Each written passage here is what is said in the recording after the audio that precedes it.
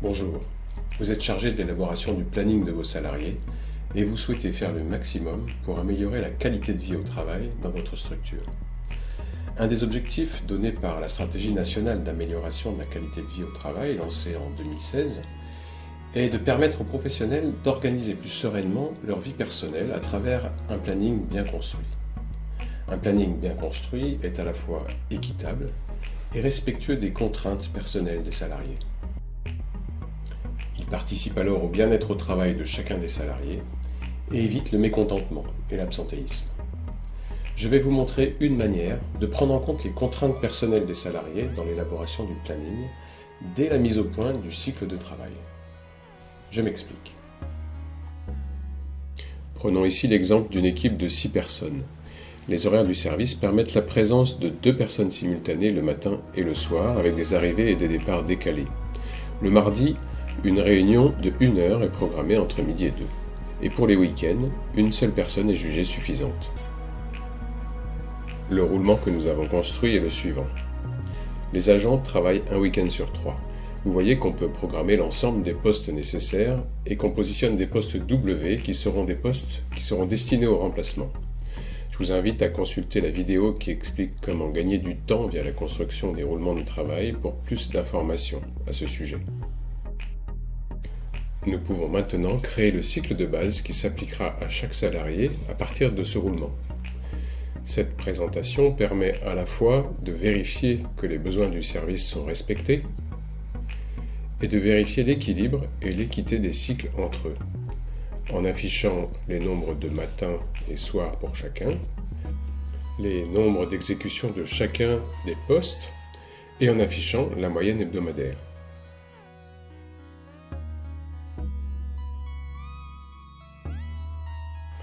Dans notre exemple, nous souhaitons mettre en place un planning qui respecte au maximum les contraintes suivantes que nous avons recueillies auprès des salariés.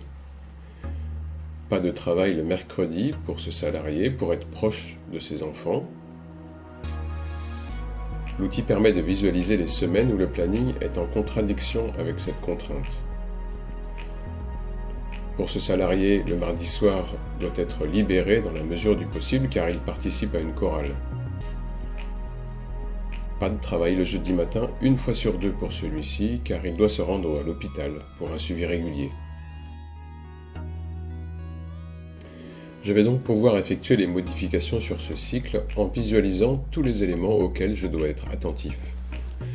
Pour ce salarié qui ne travaille pas le mercredi, je déplace le W du mercredi sur le mardi. Pour celui-ci, je déplace son travail du mardi sur le jeudi. On voit qu'on peut interchanger les jours et on retombe sur une situation qui remplit les besoins du service. Pour ce salarié qui ne peut travailler ce jeudi matin, je lui mets un soir. La couleur de la ligne indique qu'il y a un problème de temps de repos entre le S2 qui termine à 21h et le M1 qui commence à 6h45. L'horaire M2 commençant à 8h permet de respecter la règle des 11 heures de repos quand il est associé à S2. Le fait d'avoir un matin juste derrière un soir n'est pas souhaitable, mais cela découle d'une demande du salarié lui-même, c'est pourquoi je le propose. Je dois maintenant rétablir l'équilibre dans les postes proposés. Le système m'indique où se situent les problèmes à traiter. Ici, 2 S2 et pas de M1. Le seul soir qui peut être échangé avec un matin est ici. Je dois donc remplacer le S1 en M1 et ce S2 en S1, puis ce M2 en M1. J'ai ainsi équilibré ma première semaine en tenant compte de l'ensemble des contraintes personnelles des salariés. Pour la deuxième semaine, je vois que je ne pourrai pas retirer le mercredi de ce salarié sans diminuer son temps de travail sur la semaine. Je choisis ici de renoncer à lui accorder le mercredi. Des solutions pourront peut-être être trouvées lors de l'établissement du planning définitif. Cette troisième semaine, le salarié qui ne travaille pas le mardi soir a un W, ce qui signifie qu'il pourrait être amené à remplacer un matin ou un soir. Je souhaite fixer son planning afin d'assurer qu'il travaille bien un matin. Le M1 pourrait générer un problème de temps de repos si le W précédent était remplacé par un soir. Je mets donc un M2. J'équilibre en remplaçant le M2 en un W. Je passe à la semaine suivante. Ce salarié est prévu le mardi soir. Je déplace son jour de travail au jeudi. La couleur jaune indique que la configuration de la semaine pourrait engendrer une infraction à la règle des repos hebdomadaires. On est ici dans le cas d'un établissement de la fonction publique hospitalière. La règle est de disposer de 4 repos hebdomadaires sur 2 semaines, dont 2 consécutifs. Un repos hebdomadaire isolé devant comprendre au minimum 35 heures de repos.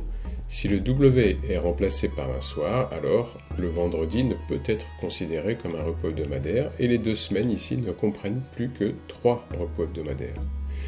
Il faut donc mettre un matin et je dois l'associer à un S2 pour respecter les 11 heures.